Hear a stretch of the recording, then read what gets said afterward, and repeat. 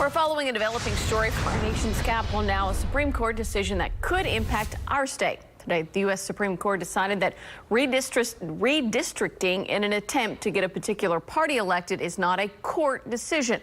The practice, also called gerrymandering, has been done in many states, including Texas.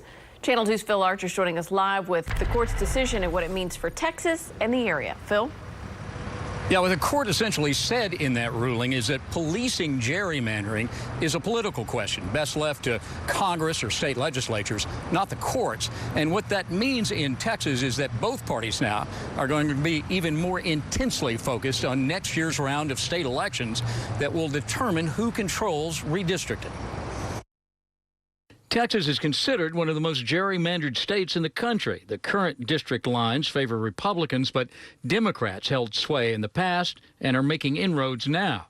That's important because the majority party has the most influence in redrawing district lines.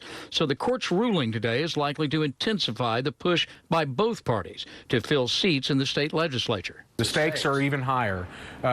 This reapportionment redistricting process only happens once a decade. It has very powerful effects on who represents what in the legislature, in Congress, in the state of Texas. So yes, the stakes are very high, going to get even higher after today's rulings. There were efforts in the last session to reform the redistricting process in the state, but those bills never got out of committee. Former Harris County Judge Ed Emmett says reform is still needed. I think the public would rather see redistricting based on communities of interest, not partisan politics. But he doesn't expect that to happen soon. For decades, Republicans have been the majority party in both houses of the legislature, and even if Democrats do flip the House in 2020, Emmett says Republicans will still be in control. The Democrats don't gain a whole lot if they gain the Texas House for redistricting. It still goes to that legislative the redistricting board, and those are all still Republicans, and they're not up for election until 2022. So the 2021 redistricting will be controlled by Republicans.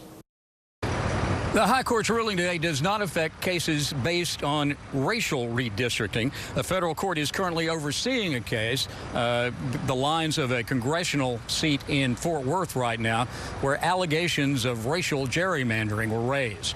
Reporting live in Houston, I'm Phil Archer, KPRC Channel 2 News. Thank you, Phil.